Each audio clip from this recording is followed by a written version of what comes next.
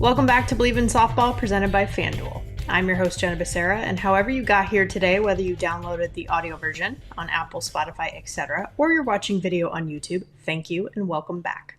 Subscribe and rate the show wherever you get your pods. You'll see we have an updated show logo across all of our digital platforms. It's a new look, but the same good vibes. Let us know what you think. You can follow us on Instagram and X at Bleav in Softball. That's BLEAV. And yes, there's still merch. Click the link in our bio on either page or go to shop.bleav.com to purchase 3 different shirts in 3 different colors, covering our bases, safer out, and catch you soon. All right, let's go through today's batting order. First, we will be covering our bases. I'm going to share some call outs. Then we'll head into today's interview with Mike Stith. He's been coaching a long time, especially at the elite travel ball level and especially with the Batbusters. We'll talk about the past, the present, and the future of not just the organization, but softball as a whole. He gives some incredible insight, so I'm excited for it. And then we'll bring it home and wrap up with some final thoughts. All right, let's go. Covering our bases. We're back with FanDuel, America's #1 sportsbook. NFL preseason is flying by. Somehow it's already the last weekend before the regular season starts. And as usual, FanDuel is there for you. They have everything from player receiving yard props to rushing props, plus those same game parlays that let you get creative. FanDuel's SGP menu is deep and impressive, so you can really build some fun combinations around player performances and game outcomes. Football fans, check it out. You won't be disappointed. And for the women's sports fans, like me, we're getting closer to the home stretch of the WNBA regular season. So whether you're a Caitlin Clark, Angel Reese, or Paige Beckers fan, I highly suggest you check that out as well. Because we believe in softball and we believe in FanDuel. And for the college scene, it might be off-season, but there are still moves being made, especially when it comes to new rules, regulations, and formats that we're going to see moving forward. A big one, the NCAA will seed 32 teams in the postseason for the first time in history. There are 64 total teams in the tournament. We've previously seeded 16 in the past. Now the top 32 teams, which is half of the field, will be seeded in order. There's still going to be some existing parameters like geography for the selection committee to consider in terms of where they send people. Volleyball and women's soccer actually did this and sort of served as a pilot test for us. Now softball's adopting it. Many have argued for a while that this may help create a more fair playing field. For example, some of the schools who tend to get sent to the same schools and the same regionals every single year, that might not happen as much if they're seeded. So there's a lot more information and detail. This was reported by Justin McLeod from D1 Softball, so go to d1softball.com to read more. Also, some more new rules that were approved. Here's a few examples because there's a list. The safety bag at first base has been approved for Division 1. Division 2 and Division 3 hopefully will come later, but for now, D1 are off to the races. I'm very excited about that one. Teams can also keep their challenge if the call on the field is overturned. Electronic one-way communication for offense, so from the dugouts to the coaching boxes, has been approved. Obviously, we already see this on defense. For pitch calling, you'll see pitchers take a look at their pitch comm on their wrist, see what pitch their coach wants them to throw. Now it exists for batters, for coaches to tell them what to do in the box. All game protests have to be resolved in-game versus playing under protest, and then decisions being made later post-game. Again, just a few of the list of rules that are being updated. You can also read more on this on d1softball.com. On the pro side, of course, it's the AUSL All-Star Cup. They're back from break and back in Rosemont, Illinois. So Series 2 is happening now. Again, the teams, gold is Kayla Kowalik from the Bleav, orange, Sarah Willis from the Bandits, and blue, Kendra Falby, the rookie. The standings after Series 1 were interesting because it actually included some players near the top who were at the World Games and couldn't be captains for Series 2 because they weren't going to be there. They were going to miss it. One example is Rachel Garcia. She was actually at the top of the leaderboard. So just keep this in mind while these games are playing out and while some of these players return from international competition and how it might affect what the standings look like. Can the players competing in Series 2 gain ground? Or will the players who are gone come back with a vengeance? We will find out. On the MLB side, there continues to be crossover with pro softball, and we love to see it. This time, it's the Home Run Derby X. In Durham earlier this month, actually, the Nationals won, which included, by the way, if you missed it, Allie Newland, who is an LSU alum and an AUSL pro, Next, we're looking at Saturday, August 23rd in Oklahoma City at Chickasaw Bricktown Ballpark. It's going to feature the first ever all-female Home Run Derby X team. This includes Tiare Jennings, Kinsey Hansen, Jocelyn Allo, and then, of course, also Amanda Lorenz and Jada Coleman from the USA Women's National Team competing. Last year, in case you forgot, Amanda actually won the MVP award at Durham. So I'm excited to see how it goes down this time around. Some of these players, too, as we mentioned, they've been playing internationally. The World Games are in the books. And here are the results. Team USA defends its gold medal. Actually, the men won gold too, by the way. Shout out to them. But for the women's side, the 15 on the official roster, 6 of them were Bleavers. 5 players with Rachel Garcia, Megan Faramo, Amanda Lorenz, Hannah Flippin, Jessie Warren, and then one coach as well, Jen Rocha, who's also been on the show. Really proud of them. And then Chinese Taipei had a heck of a run to get silver. And then Japan took home the bronze after defeating Canada. For the awards, the MVP, Tiare Jennings. The all-world team also featured 3 other USA players, like Janae Jefferson, who had an awesome tournament, Megan Faramo, who killed it in the circle, and Jada Coleman. And some others you might recognize from seeing them in the college softball scene, Canada's Grace Messmer, who played at Oregon State, and Emma Ensminger from San Jose State. When it comes to the alma maters that were represented as well for Team USA, you got to give the shout out to UCLA. They had the most with 5, 3 from Oklahoma, 2 from Florida, 1 from Arizona, Utah, Florida State, Texas, and LSU. But of course, the representation for OU continues on the coaching staff with the Gassos times 2, Patty and JT, and then Jen Rocha as mentioned. So a lot of Bruin and Sooner magic at play here. And specifically for the semifinals, I thought this was a really interesting game to watch. And, it's not always easy to watch everything with the time zones and everything, but I got to tune into this and it did not disappoint. So USA and Japan, they went to extra innings. Some of you might have seen afterwards the highlights. In the 10th inning, Tiare Jennings walked it off with a game-winning hit. Now, for me, I'm like, wow, this is an amazing moment, but it's really easy to celebrate the moment. But think about what led up to that moment as well. She hit a home run in the first inning. It was a great start. Then she went 0 for her next 4 in her at-bats with 2 strikeouts. Then comes the 10th inning. She's up to bat again. It's an 0-2 count, and she did not give up. She gets the winning base hit, brings in the winning run, and they get to the gold medal game. The point of this to me is that the game can be a roller coaster. It really is most of the time, but the mental game continues to be everything. Also, to get gold, you have to get to that gold medal game. That's the key part as well. So this was part of that journey for them to get there. And for Team Japan, I got to give a shout out to Yukiko Ueno. She is still at it. She has been pitching for Japan for a long time. She's 43 years old, still throwing. For those that don't know, she threw in the 2008 Olympics in Beijing when Japan took gold for the first time. And then she did it again in Tokyo in 2021. She threw really hard back in the day, and she's actually adapted with movement and adjustments as she's gotten older. And I just have to give her a shout out because she's a baller. So fun to watch.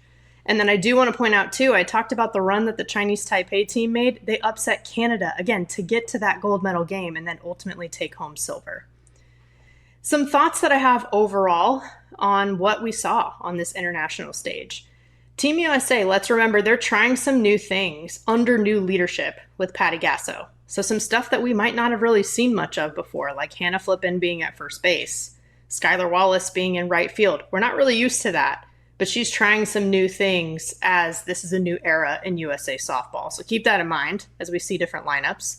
But also, I think the pride and the honor that these players feel really shines through, just in the way that they talk about representing their countries and loving competing with each other. So I can feel something special in the air, I think, on the road to LA 2028. So congrats to everyone, especially the Bleavers. And speaking of Bleavers, we also have the Golden Mike Awards. So D1 Softball announced nominees for the 2025 Golden Mike Awards, recognizing college softball broadcasters throughout the country. 15 Bleavers were nominated for various categories. I am so incredibly proud. This includes ESPN's Jessica Mendoza, Michelle Smith, Amanda Scarborough, Danielle Laurie, Kenzie Fowler, and Carol Bruggeman, the ACC's Alex Powers and Brittany McKinney, the SEC's Tori Vidalis and Kat Osterman, recent guest Savannah Collins from the AUSL, local broadcasters Eric Lopez from UCF, Gray Robertson from Alabama, and rookie Charlize Palacios from UCLA. And then I am also very grateful to be nominated. I'm in the category for Utility Player of the Year. And this has to do with covering multiple teams and multiple sports. I've actually called 8 different sports now, which is crazy to think about. And also doing both play-by-play and color. For me, versatility was very important to me as a player. The same goes for my work now on the broadcasting side. So this category is pretty meaningful to me.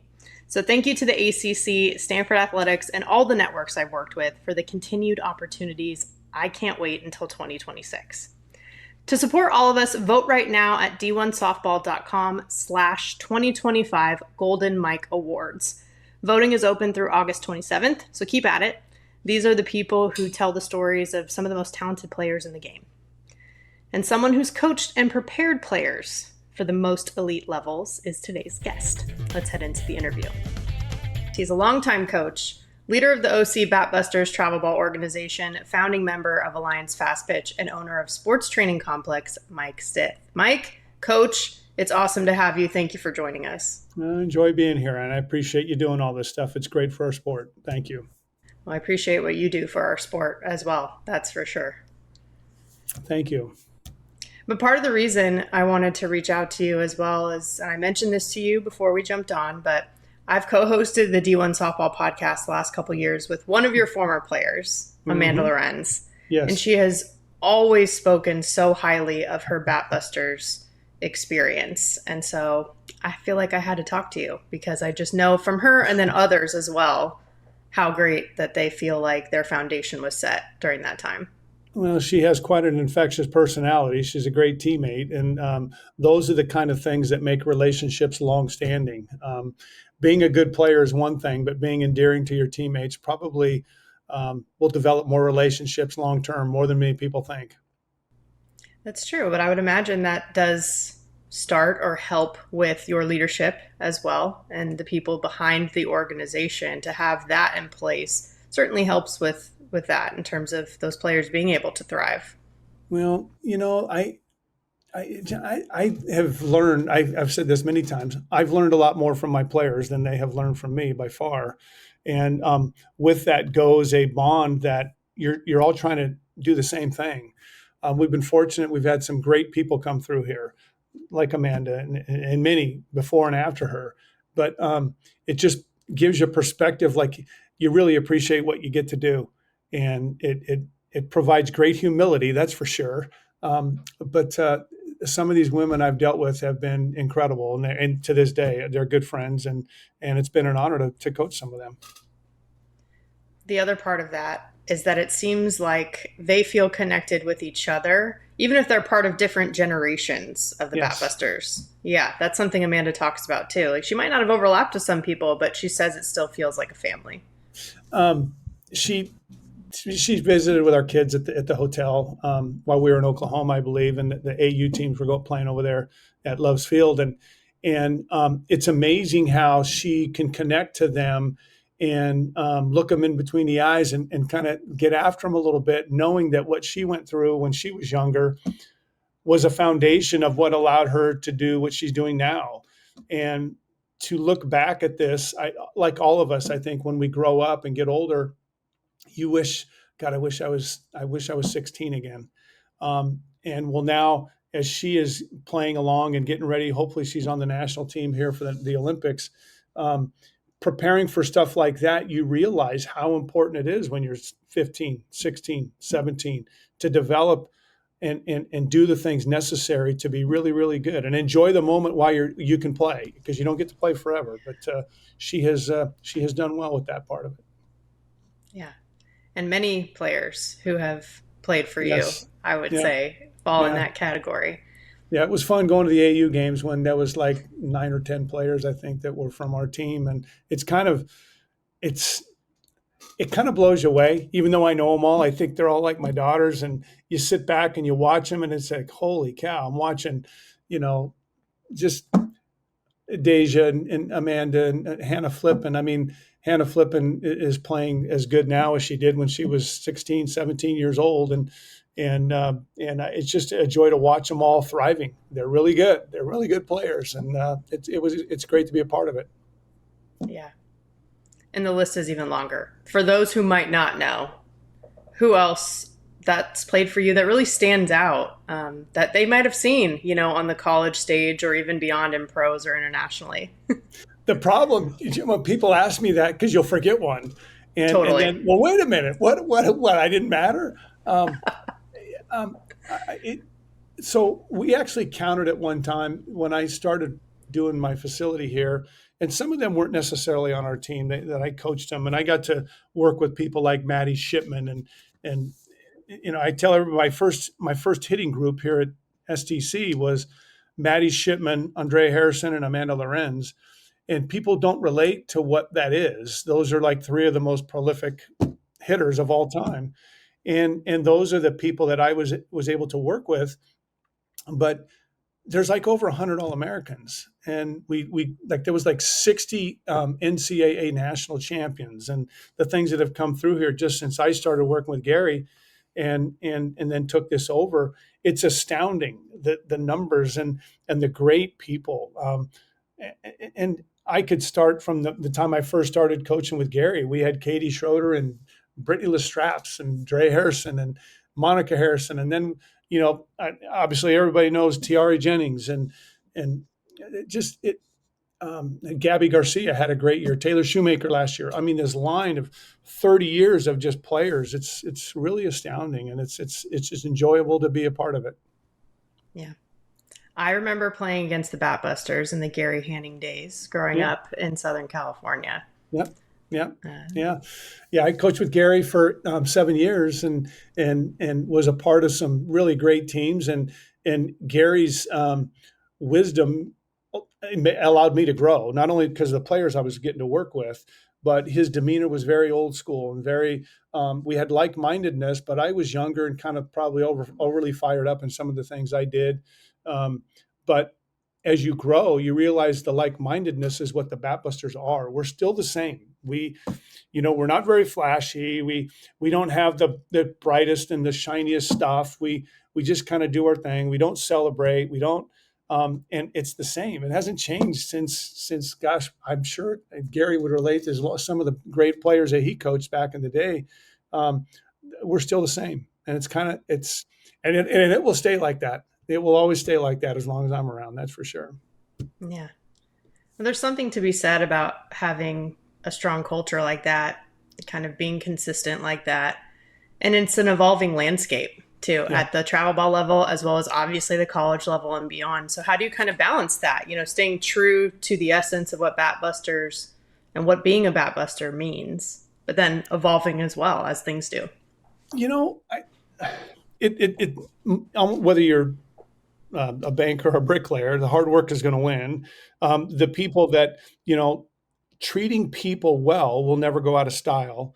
And being truthful, that stuff never goes out of style. And oftentimes we think that by being flashy or by being able to camouflage our inefficiencies, we're going to get away with something. Well, life will tell you that that's not going to happen. And so here I just try to keep it on the straight up and up and tell people the truth and do things well. And that includes players. I get in trouble a lot of the time. I'm the truth teller. A lot of our kids don't get enough truth in their world, and I think it's important as a coach. And if we're going to try to get them to a place and play in the College World Series and compete at that level, the pressure that's coming towards them is incredibly tough. And as you mentioned, it's getting tougher as the years go by. And so I think that they need to have a solid foundation of truth and hard work and grind. That stuff all really, really matters. And so we're not going to change from that. And yeah, you talk about you got to teach yourself. You have to pay attention to the trends and NIL and all the things that are happening in our sport, whether they're good, bad, or indifferent. Many of us have different opinions on that stuff, but you have to prepare your kids in a right-minded way in order for them to be able to deal with all the things that are coming their way. Yeah. See, this is getting to another question I had for you, which is, these players that we've mentioned, some of these names, for example, obviously went on to have great college and even pro careers. And so what is it about them that separates them from the pack, and what has allowed the Batbusters as an organization to kind of separate from the pack. It's one of the oldest and most elite organizations that's been out there. Yeah. I think it's always going to come down to number one, those people were not afraid. They were not afraid of criticism. They were not afraid of being told what they're doing is not correct and being able to adjust. And they were also taught that the team is more important than themselves. And we've had great players that have not stayed here. We've had great players that have come and gone and built this. And the ones that have done the best have failed the worst. They have struggled the most. And but through those failures, they never lost sight of who they were and what they wanted to be. And they were whole people, and it allowed them to get through the hard part and just keep grinding away. And all the work that they put into this pays off. And there's a term I throw out all the time: being good is hard. Being good is very hard because the expectation level and the notoriety that comes with being good. We think practicing to get good is hard, which it is, but being good is even harder. And because you got to maintain it, you got to keep getting better. So there's a lot that's heaped on them, and we try to keep that in their mind all the time. And that's part of the biggest component of all this, I think.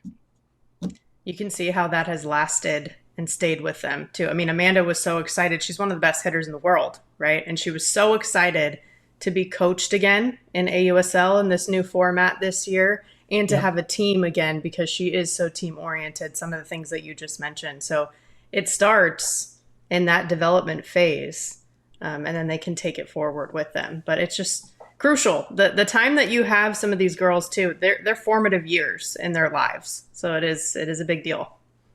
Like at that AU event, after one of the games, we went into the batting cage the next morning. They woke up early, and after breakfast, we went and met early.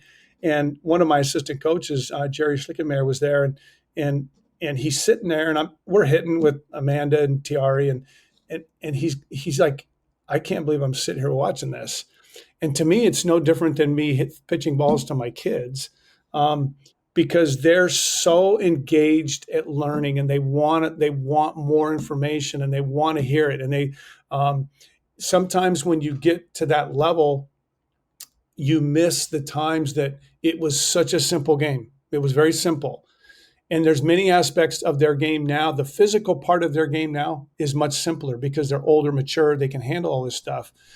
But the mental side is different. And I think that they yearn for that simplicity sometimes back when they were 16 years old.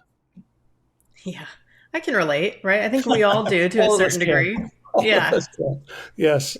Yeah, that's exactly right. And you've said they're like your kids too. And I mean, you first got involved with the Batbusters over 20 years ago now, but have coached longer than that and more expansively than that as well. Got started in softball like a lot of coaches do, coaching your daughter. I was a dad. Yeah, I did it. I've gone through that. And I started Tough Enough in 1996, and my oldest daughter, Kristen, and my younger daughter, Katie, actually was on that team as a younger kid for a while. But and we started winning right away. We had some success right out of the gate. In 96, 97, we were national champions. And in that world at that point, obviously, Gary's team was obviously very significant. Gordon's Panthers was good. And there was teams out there that we had to compete against just to survive to get to that level. And the biggest thing I learned is I paid attention. I watched the people that were good and how they did things and why it worked. And it was able to rub off on the kids. But yeah, and Gary and I were actually going to coach together in 2000. Parents got a little wound up about it, and it didn't play out. And then a couple of my kids ended up going to Gary's team, and eventually, we came back together because like-minded people tend to work together. You just draw back together, and the rest is, I guess, it's not history because it's not done yet. But yeah, we're because that day it's been quite unique. It's really good. I have to ask how and who came up with the name Tough Enough back in the day.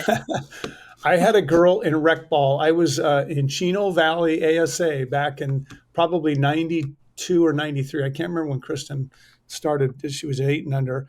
And I tell this story. There was the president of the league. I wasn't going to take a team. I went up there. I was a football coach. I coached high school football.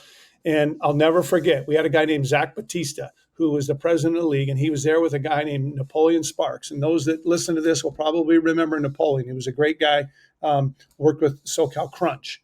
And he was in the rec league, and he walked up and said, "So you want to take a softball team?"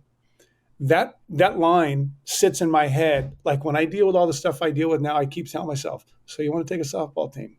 So you want to take a softball team?" And now we do all this stuff. But a girl named Jessica Wanzer, who became my pitcher my second year, came up with the name Tough Enough. I just asked her, "What do you think our team name should be?" Because people, the Pink Panthers and all this crazy name. She goes, Right. "Well, how about Tough Enough?" Done. There you go. It was simple enough. And we kept that team until 2001. Yeah. I love stories like that, and I love when it comes from the players. Oh I yeah, know it that did. that's yeah.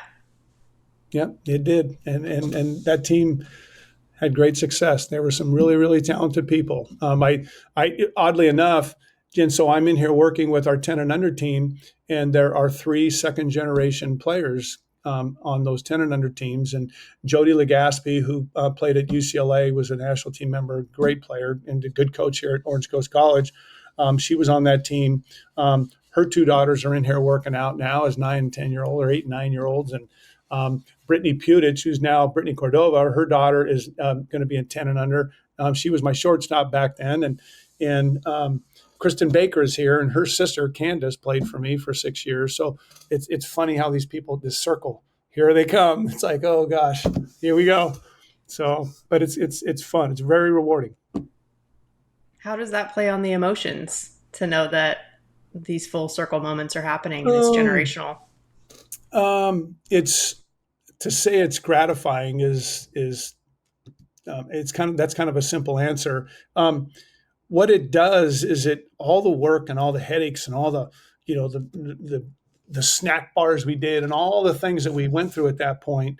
It comes full circle, and it makes you realize what you did wasn't just about raising money for the snack bar. It's bigger than that. And it's the personalities and it's the friendships that you create because of the time that you put in with your full heart. You put it in, and the kids see success. And you don't realize the benefits of that until way down the road. And I tell girls all the time, the things that you're doing now, they'll come back to either haunt you or reward you. And it may not be today or tomorrow. It may be 10 years down the road. And these things matter. The things that you do or don't do, it matters. And so that's kind of a lesson of what plays out over a period of time. Yeah, that's very true. And you talked about it as individual players, but as an organization, as a team too, it's one thing to become good. It's another thing to stay good for a Yeah. long time. Yeah. And I know that you've mentioned one of your favorite memories throughout your entire coaching career, which is saying a lot, is starting that run where you won 3 national championships in 5 years. Yeah. Yeah. What made That that was, special? um, we created such a family environment. I came from St. Paul High School where everything was about the family and the team and the faith and a traditional high school football operation. That's where I grew up, and that's how I learned how to do all this stuff. And my my background with that helped me create this environment. And my dad and my uncle did was is still is coaching, but they taught me the detail part of it, like the reason why we do this. We've got to do this. There's certain absolutes that have to happen on the softball field, but my ability to grow a family environment and keep a team tight and getting people to realize that the team is the most important aspect of all this. That takes time, and I learned that from my high school football coach, Marion Anchich at St. Paul. And to this day, I tell them, I got players that have, I mean, Burrito and Tiare, they wear these rings around like it's incredible all the rings that they won. They will tell you that there was still nothing like being in that raw emotional setting on the Batbusters. And that's something that, coming back full circle with all those kids, you create that environment. With Tough Enough, we had such a tight group family operation that it was memorable. We created a lot of good friends there, and to this day, we're still friends with a lot of them. Yeah. It's amazing how far back the Batbusters and this group goes. But curious just about what the future of the organization looks like as well. How can we look forward to what's to come with you and this organization? I'm in an interesting spot in my life. I'm the short. I'll know this is a longer answer than many may want to hear, but the Batbusters are just going to grow. I've had people that have approached me about thinking of ways to expand the brand and all that stuff. And as you can imagine, I'm not a brand person. I think that that's just something you walk the walk. That's just something that you are. But growing a company and doing all that kind of stuff, I've had many people approach me about that aspect of it. But I will. The Batbusters will continue. I will continue to own the Batbusters. That's not going to change. My wife and I now will control the Batbusters, and that won't change. I've had people interested in getting involved with it, but there's nothing been solidified. But people say, "Well, Mike, you're retiring. These players are not going to come because you're retiring." Well, the fact of the matter is that's not going to happen. I will live in Idaho in 2026. I will commute. I love what I do. I mean, for God's sake, I coach softball for a living. It can't be that bad. So there are hard things like any job, but I will commute on the weekends. And we're moving facilities, and we're changing the facility because I'm trying to facilitate the growth and the width of the Batbusters now. It's going to change.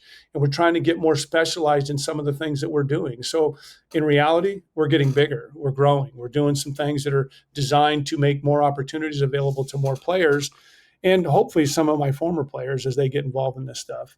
But the Batbusters, probably grudgingly to many, are never going anywhere. Whereas we're not going to change. We're going to do the same thing, and I plan on being around for quite some time. Yeah. Well, that's obviously great to hear, because as much impact as you've already made, it sounds like there's still a lot of impact for you to continue to make. And I know your former players, as well as maybe some future players, are glad to hear that you'll be going strong. They're good to me. They last night we had on Tuesday nights we have our slapping class, and we've done that for many years. And I'm in the slapping class, and Abby Dayton and Reagan Shockey are in the slapping class, and people don't understand that, like, not only were they there, their parents were there. Their parents come in because they still want that connection of what it was growing up and how important it was. And they're wonderful people, and that's part of the history. So yes, you talk about my future players. I want them to experience what Reagan has been able to experience, what Abby, the stinking home run she hit last year in the College World Series to extend that game. Like, you think of that stuff and you think, can you imagine how that felt? Like, I was there when Ella Parker hit her home run to walk that game off against Tennessee, and I thought, holy smokes, man! Can you imagine that as a young woman experiencing that? Like, so you want to coach a softball team? Yeah. Well, it's quite unique, and I hope that for many upcoming players, they get to experience that same thing. Yeah. And that's really what it's about at the end of the day, isn't it? For all of us. That's a shared common goal. As much as we all compete with each other and try to win, that seems to be consistent. Yep. Yeah. I'm in the same building with Tony Rico. We train, he trains on this side of the building and I'm on that side of the building. We converse all the time. We're very different. We do things differently, but yet our goals are the same. We do the same, our concepts and what we're trying to get is the same. We want these kids to enjoy their lives on the field and get better. No different than Marty. The Alliance has put together a group of people that are very like-minded, are truly in this to grow the sport and to enhance the player experience and the growth of the player experience. and Jamie has done a magnificent job. This is an up and I don't know. I don't think it's right to say up and coming. She's the national director for the Alliance Fastpitch, but Yeah. Jamie Lowprize is quite a unique individual to be running this operation, and it's getting better and better every year. And I'm so happy to get to work with some of the people, because it's very humbling when you don't have to turn your back and worry about, like, well, this guy's going to screw this up. This guy, they're going to do that. Like, nobody worries about that, because we all realize what we're here for. And it's been such a good group of people to work with. And that, as I'm getting down into this, the years of coaching, what a way to be at the back end of my career and dealing with these people. They're great. It's been a lot of fun. We actually had Jamie on the show to talk through Alliance, and then of course, her own experiences in her career as well as a player. Tony's been on the show, as well as Holly, who was on staff for one of the travel ball teams that I played for a year back in high school with the Jets back in the day. Remember the Jets? Yeah. Played 1 year with them, and her family. And so hearing some of these people you've mentioned too, Marty Tyson, haven't had him on the show. We definitely should. You should. Tori, it'll be fun. Getting Marty on will be fun. Oh yeah. And Tori, his daughter, has been to talk about Howard and everything that she's doing from the coaching perspective.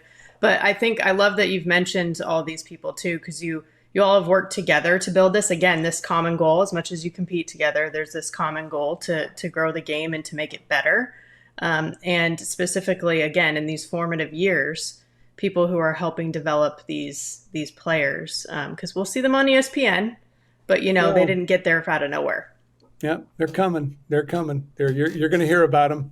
Just like a year ago, we had done this. I'd go, there's a girl named Taylor Shoemaker that's coming up from Florida. She's pretty good. Yeah. But Kai Miner's coming now. So, I mean, these kids, they just are so full of enthusiasm to work and learn and get better. And so the sky's the limit. So we'll see where the sport takes them. Yeah. And the development piece is so crucial, like you're saying, physically, mentally, emotionally, even. But there's the recruiting piece too that goes along with this part of a softball player's life. For that aspect, how do you kind of balance this idea of, okay, we're competing and trying to do that at the highest level, and then there's also the recruiting aspect where you're trying to help players find the right space for them? I will tell you that my perspective on this is I'm somewhat spoiled on this. I didn't have to put out recruiting brochures to have Tiare Jennings recruited. I didn't have to put out brochures. What the trick was to find the right fit. Why do some players thrive at Florida? Why do some players thrive at Oklahoma? It's all the personality and individuality of those players and how they fit in certain situations. You have to be careful. Some of these people are meant for certain people. I spend more time teaching and coaching and trying to get these people to get better. The recruiting, I don't want to say it takes care of itself, because obviously there's a lot of pain in going through all this stuff, but yet hard work, commitment, and let's just be real. Good coaches want good players. And when good players are out there, they're going to get attraction. And so all this stuff of how you contact and who you contact and all this stuff, that's all important. But for the most part, I tell anybody, and I use this line back when Amanda played, you want to go to college? Hit the ball over the fence. It's that simple. It's just that simple. You want to go to college, hit the ball over the fence. And a lot of the stuff will take care of itself. But the recruiting aspect is very important now, because there's so many avenues for which players can get recruited. And there's so many opportunities. Players need to be aware of what they put online and what they show and what people see in public. Never goes away. They need to be careful. There's social media things. These girls do stupid things now. And I just, and trying to lead by an example, I don't do social media. Jamie will tell you that's I should, but I did when I coached the Pride for a year, and I just didn't find it. That wasn't my gig. So I stay off of that stuff. But these people are doing things that they're gonna regret down the road here, and players need to be aware of that stuff. So when you're being recruited, everything that you do, somebody's going to know about, and remember that. So If you want to go to a place like Oklahoma or Florida, Arizona, UCLA, one of these wonderful places, you better not have any skeletons in that closet because they come out. And especially now with money being available to these kids, it's better be smart. The recruiting piece is very important. Yeah. And that accountability only continues and even increases once you get there. Once you actually get to those places and spend your career and spend your years at wherever you end up. That's one of the biggest lessons, at least I think, my opinion, that you learn from playing in college or playing at a more and more elite level. Yes. Yeah, absolutely. Yeah, it's called scrutiny. that microscope gets awful bright for a lot of these kids, and I hope they're prepared. Yeah. I can relate. It sounded familiar to me when you said, if you want to get recruited, hit the ball over the fence, because who I played for during really the height of my recruiting years was Phil Bruder with the Raiders. I know Phil well. Yeah. Yes. And he would say things to that effect all of the time, maybe even a little more colorfully, at certain yeah, times. I can imagine. Yeah. Or yell at your fans or the other fans. Yeah, I know Phil well. Yeah. Haven't seen him in a few years, but yeah, I know him very well. I hadn't talked to him in a while, and then I actually had him come on the show, which was very good. A riot. It was the longest interview I ever did. That's for sure, but I kind of expected it. Yes. But it was pretty fun. Well, there's a lot of people that have put a lot of time and effort into this game and have done some wonderful things back before we had social media and smartphones and things like that.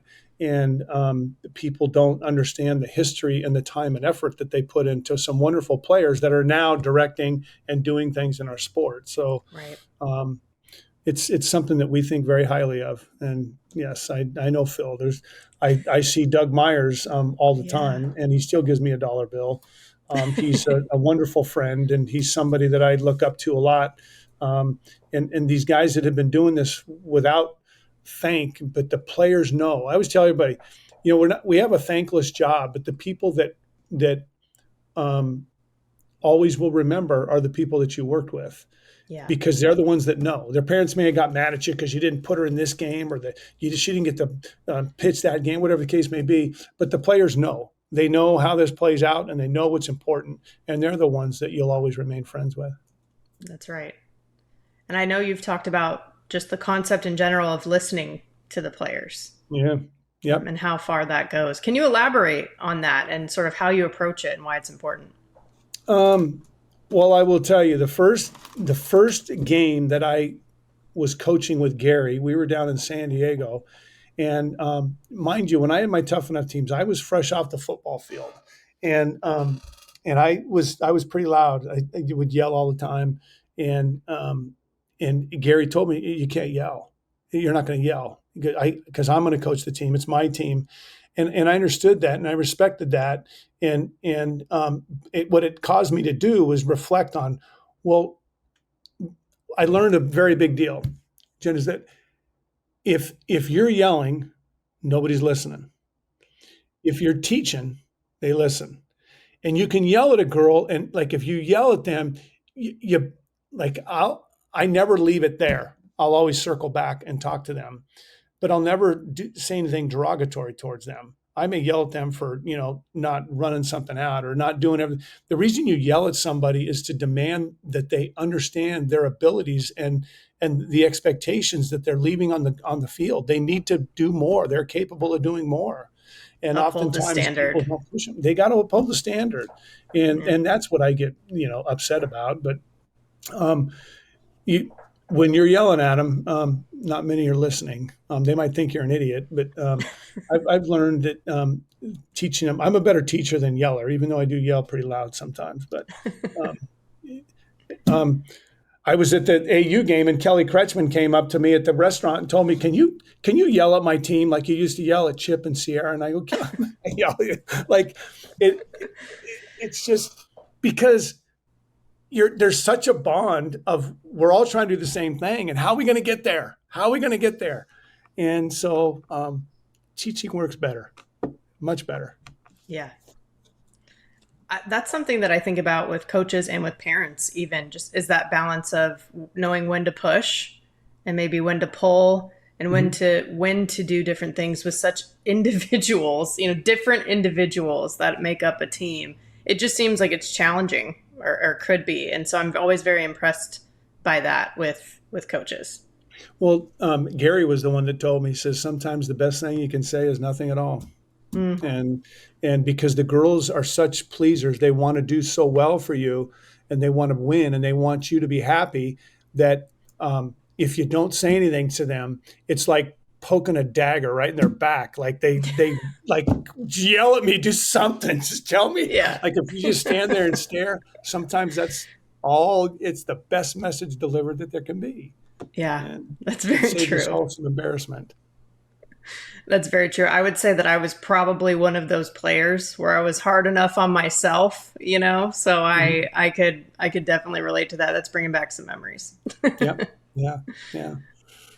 But that's And good stuff. It's a key part. And here again, you talked about, do you listen to the players? Well, the yeah. players will. You can listen to the players by their body language, Mm, by their reactions, how they get in the car when they leave practice. You can tell what kind of points you made by how they react, and it's not necessarily, do they get mad, do they cry, or do they do whatever. You'll tell by their body language, like, okay, I got it, I yeah. deserve that, or no. And if it's like, I didn't deserve that, um, I do best with the ones that have told me, and I didn't deserve that, Mm, and I deal real well with strong-willed young girls that, that want to be coached, and their standard is their standard, and they want to hold that line more than me.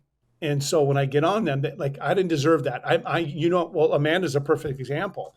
Um, like, nobody needs to explain the standard to her. Nobody needs to, even though I did sometimes at a real loud volume. But her standard is such that nobody needs to tell her that. We need to remind her, hey, like, check her in, and to sure. this day. But her a good player standard is pretty high, and it's our Yeah. job to always keep pushing them there. Yeah. And you've mentioned a couple times too your time coaching with the Pride, USSSA Yeah, Pride, the pro team. Won an NPF championship, also the NPF best year Coaching ever. Staff of the Year.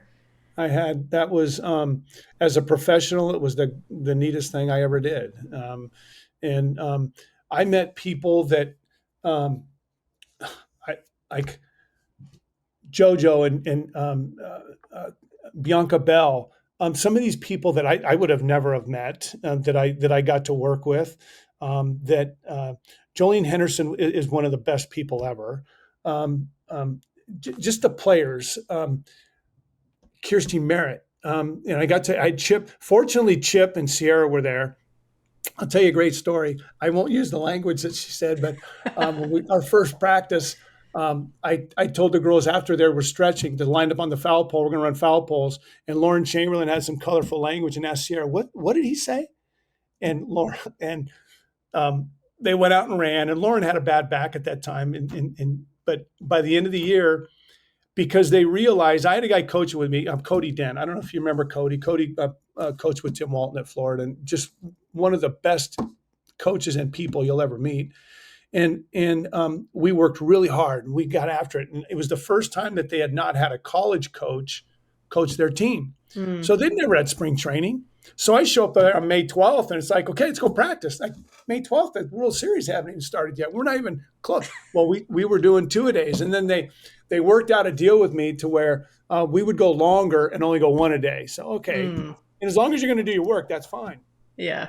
But um, the the commitment that I found from those women was so fun. They wanted to be good, and they wanted more information. They wanted to learn. They wanted to listen to you and be coached. And as long as they knew that you were willing to put the time in and push as hard as they were, they'd do whatever you need to do. We went 49-5, and it was like, and these people, they were just Jalen Ford. Jalen Ford's throwing pitches like over 72 miles an hour, and she hits a batter, and she wants to go up and give her a hug, like, I'm sorry I did that. And it's like, these are the nicest people, but man, were they good. Yeah. Sierra and I mentioned Lauren and some of the pitchers. Delaney Gurley, who was just one of the most no nonsense players. Our roster was really crazy, some of the players we had, but it allowed me as a professional. I go back to learning more. I learned more from them by far than they learned from me. And it was a very enjoyable experience. It was a lot of fun working with Don DeDonatis, a great friend. That whole thing was just, it was a pretty good summer. Pretty good summer. And then I'd leave them. I'd fly to Southern California, and I had to deal with a Batbuster team that had Alyssa Brito, Tiare Jennings, Maya Brady, Julia Koutsanopoulos, Kinsey Hansen, and I mean, uh, Charlize Palacios. These people were just so. I had professionals at both ends of the Yeah. both ends of the coast, and it was just you just surround yourself with wonderful people, and it was quite a summer. What a unique experience to be doing it at that pro level and at It the was cool. developmental level, but elite. Yeah. Yeah, it was really cool. I mentioned Kelly Kretschmann earlier. Yeah. So she was the ultimate professional, and she was towards the end of her career when I playing career when I got there. And I'll never forget the look that her and Megan Wiggins, when I walked in the dugout, the first time I coached the Pride, we were at the in Palm Springs at the Mary Nutter, and we played Japan. And I walk in the dugout, and they looked at me like, we have a freaking travel ball coach coaching our team. It was like, holy shit. Like this is not what I signed up for. And I I actually Tim Walton told me, he says they want to be coached. Don't be afraid to coach them. Just coach them, and they'll figure it out. And we Japan killed us the first game, and then we beat them the next two games. Made a couple of adjustments. We talked about some things, moved some people around, and we beat them. And so it's set up where when I went back in May, the whole thing, they knew what they were going to get. They kind of knew what they were going to get. And what just a professional group of people. It was an enjoyable time. I would imagine that both experiences, the pro level and then the travel ball level, made you better at doing the other one. As 100%. Yeah. 100%. One time we were on the practice field, and I remember we were at the Space Coast, and we're sitting there, and I'm doing a hitting drill. I use baseballs a lot when we hit. And Chelsea Goodacre, super intelligent person. Chelsea was our catcher, and she's hitting, and we're talking about some things. And Lauren Chamberlain, who was a student of the game, and she was a great hitter, obviously, and she's sitting there, and she goes, "Why are you doing that?" And I said, "Well, I'm trying to get you guys to do this." She looks at it, and she goes, "Oh, okay, I see that." And I asked her, I said, "Lauren, what if you were to start this all over again, what would you want to know? What would you want somebody to coach you when you were 15 or 16?" And right off the bat, without thinking a second, she says, "I wish somebody taught me how my body moved. If I was moving my body, if I did A, what was B?" Mm. And I took that to heart. Um, and that year, Mark Campbell and I started Dynamic Athletics because of that. I felt that girls were being treated as gym rats instead of softball athletes, and the development of the female athlete has been a linchpin to our program over the last several years. And our kids, when they walk into college, physically and mentally, are juniors. Yeah. And I Lauren, with the comment that Lauren Chamberlain made that day, was she didn't realize, she probably even know, she probably can't remember she said that, but it was instrumental in how we develop these kids now. And I took it to heart. We got to teach them. There's got to be more knowledge out there for the girls and body movements now as we get into 2026. The teaching that's going on is of at a different level, and Yeah. it's perfect for what needs to get done. Yeah. See, but I think an important part in these stories that you're sharing too is that you're always willing to learn as Always. well. Yeah. You talk Yeah. about that with the players, of Mhm. course, right? The best ones are willing to learn, but so are you. So are the best coaches. Yep. Yeah. Yeah. Megan Wiggins, who I've often said would be a great coach, she's was a great hitter, played a long time in the pros, and I got to I picked her brain, and we've been at different clinics and things like that, and I've spoken to her, and she's really a good person. And I talked to her about this stuff, but she was one that I approach. I could have Shelby Penley, who I'd have to throw 750 balls in the cage to hit, and then I'd have Sierra Romero, who would hit one and go, "I'm good." Like, And then Megan Wiggins had to have the right feel. Like they were all different. Yeah. But it allowed me to, as a coach, quit. I can't tell them what has to get done. You Hmm. got to kind of create an environment where they want to learn. And so here again, going back to, they taught me things to prepare the Batbuster kids, and they have been treated. The run that we have gone on with the Batbusters since that day, um, is like the All American run. We've had like I want to say like 46 since I coached the Pride, and I thank the Pride players for that, because of what has happened with those girls. It's it's been really special. And like I said, that's why it was one of the best summers ever that you could ever Yeah. coach softball and be involved with softball. Yeah. And then some of those girls who were on the Batbusters team at that time are now playing professionally and Yep. thriving. Yep. What Yeah. a cool full circle Yeah. moment. Maya Brady was what, 16 for 16 when she started back up. Yeah, That's some exactly. crazy number. Yeah. Some crazy number. But That's exactly right. crazy talented athlete, and even better person. So it's kind of cool to watch. Well, I think it takes a special person to decide to do this full time, especially in the travel ball ranks. And then, of course, you had the pro experience and you've done some other things too. But to really give your all for that age group, to me, I think you have to be built a little bit differently because of all that goes into You have to have a screw loose, basically. So it. I wouldn't trade any of it. And success or not successful, um, the relationships that you build up is what you end up relying on long term. And that's probably why I'm on this. From whether it's Amanda and those gals that are on that team now and what they're doing, it has opened a lot of doors for a lot of people. And I hope that it opens up doors for my current players and the kids that are coming up in the future. They've shown them the right way to do this, so they got a good template out there. Yeah, they certainly do. You've been a big part of that. Well, thanks. I'm just a very blessed person to get to do what I do. I coach softball and I have a good time, and I've been around some really good people, really good people. Do you think that's what makes it all worth it at the end of the day? Well, I think that that's what makes a car dealership work. I think that's what makes a church work. I think that's what makes anything work, is being around good people and having like-mindedness, pushing everybody in the same direction.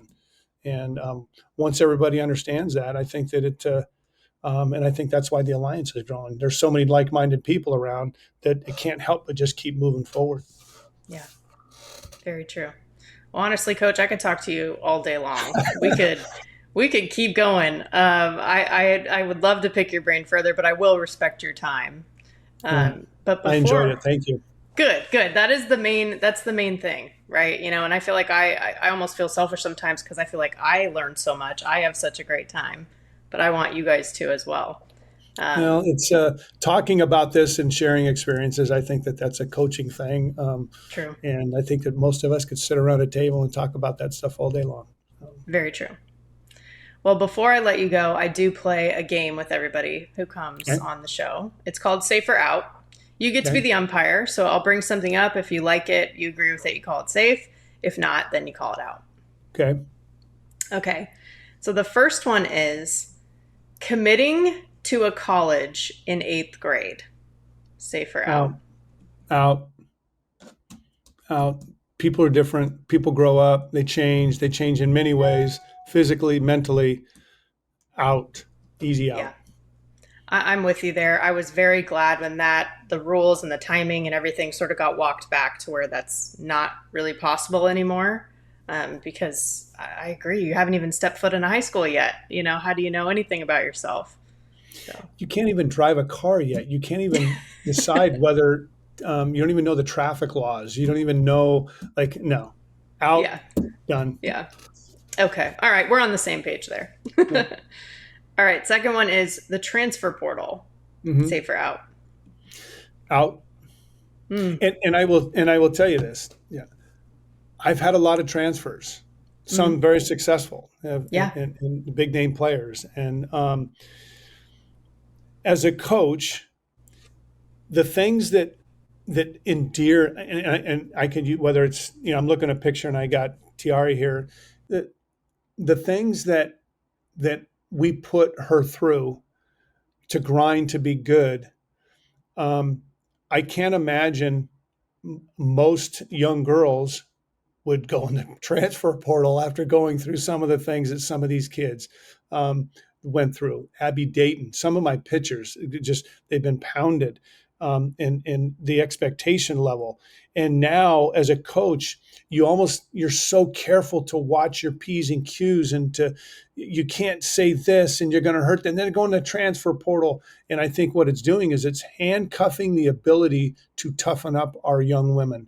And I think that they're looking for an exit. And I think that there's too many eject buttons out there for them.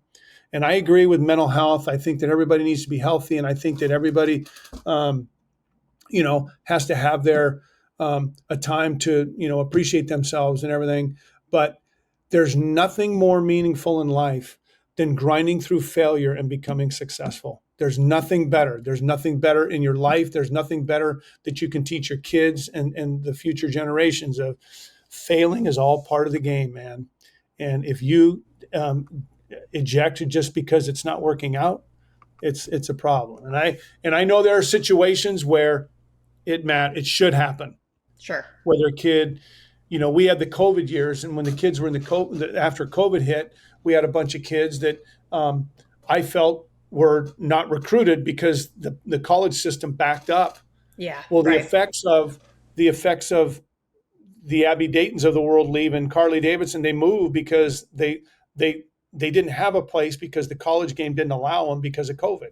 So Yep. now they're in their rightful place. I believe that there's situations like that happen for the right reasons, but for the most part, man, rub some dirt on it and play. You got to move forward and figure it out. Learn how to be an adult with your coach and have a conversation. See if we can't get through some of these difficulties.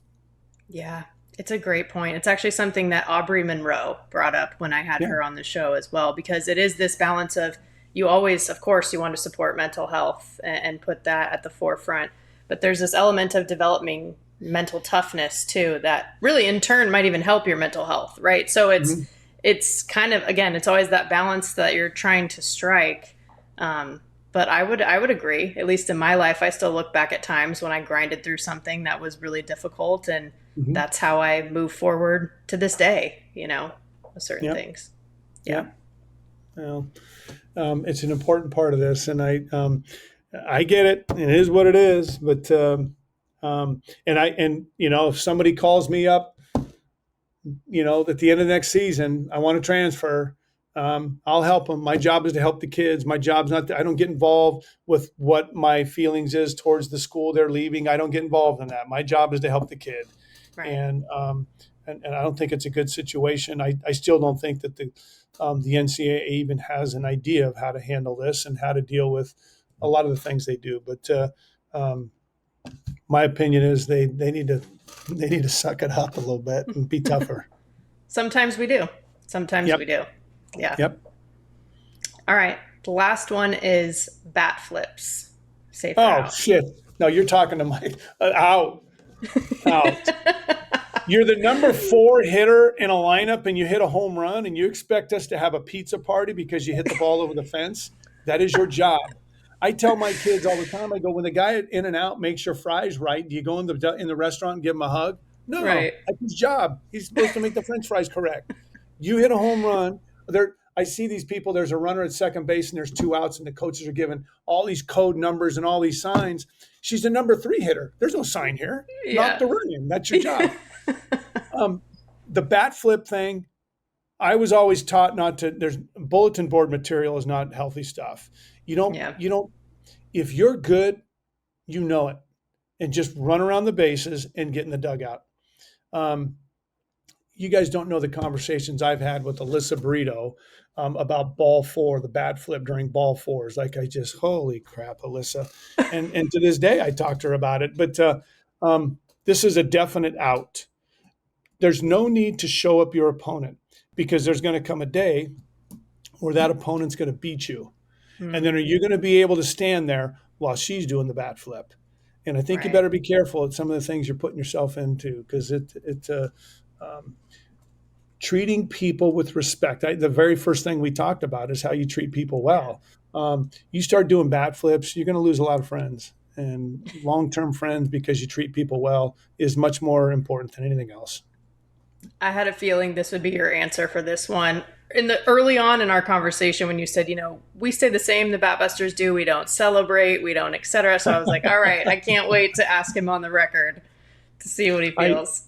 I'll have kids that, we talk to about coming to our team, and everybody will say, well, they tell us that you don't let your kids celebrate.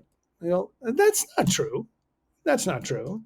I just think that everything's proportionately inappropriate.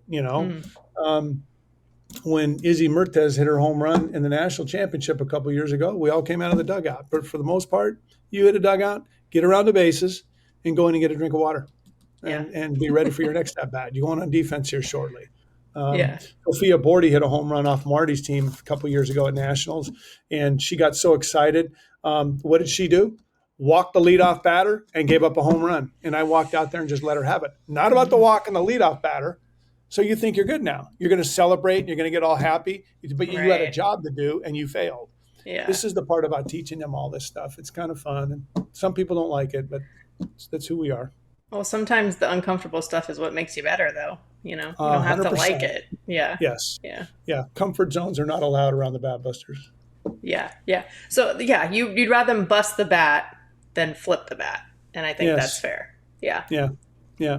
Just get around the bases and go sit down. Those bats are expensive. We don't want to be breaking them. So. That's where my head always goes, actually, is because I was always taught to respect your equipment, so that's actually like one of the first thoughts I always have. But well, you don't see the guys, the guys do it, and then a pitcher throws inside and everybody whines like little girls.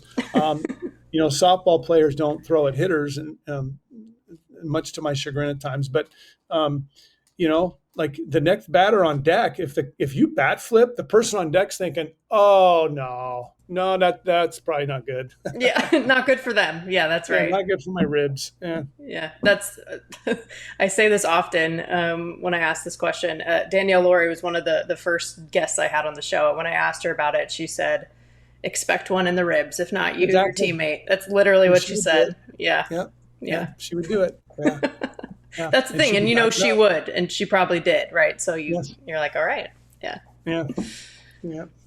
Well, thank you again, Coach. This was awesome. It was so nice to talk about your story and all the stories that have intersected with you. And I appreciate you taking the time. Can't wait to see everything that happens with the Batbusters and you and your family from here. Well, thank you very much. And I like I said, these are great for the sport. People can watch and get some different ideas and viewpoints and stuff like that. And what you do is great to uplift some of these people that are working so hard that it's the old thankless job sometimes. And it's nice to get people to talk about it. It's really cool. Thank you. Yeah. Well, thank you. Much appreciated. Yep. Looking forward to seeing you again. I was thrilled we were able to get Mike on because, as I said, travel ball time in someone's career, it's made up of some of the most formative years for girls, not just as players, but as people as well. And it is a bit of a thankless job, especially for those who have been doing it and grinding for a really long time. And it makes me think about the ones that we've had on the show before. My old coach, Phil Bruder from the Raiders, another former coach, Holly Pierce, alongside Tony Rico from the Firecrackers, who actually coached some of my teammates, the head of Alliance Fastpitch with Jamie Loprice, and now add Mike Stith to this amazing list, who also happens to share a building with Holly and Tony for their training facility, by the way. So huge thank you to Mike and all of these Bleavers for their dedication. And with that, let's bring it home. You've been listening to Bleav in Softball, part of Bleav Network, presented by FanDuel. The show is available anywhere you get your podcasts, wherever you listen, including Bleav.com and YouTube too. Subscribe to the show, rate the show, and if you liked it, write a review. Follow us on X and Instagram at Bleav in Softball. Again, that's BLEAV. You can reach out to me personally on X at Jenna Becerra01 and Instagram at Jenna Becerra as well. As always, thank you for tuning in and catch you soon.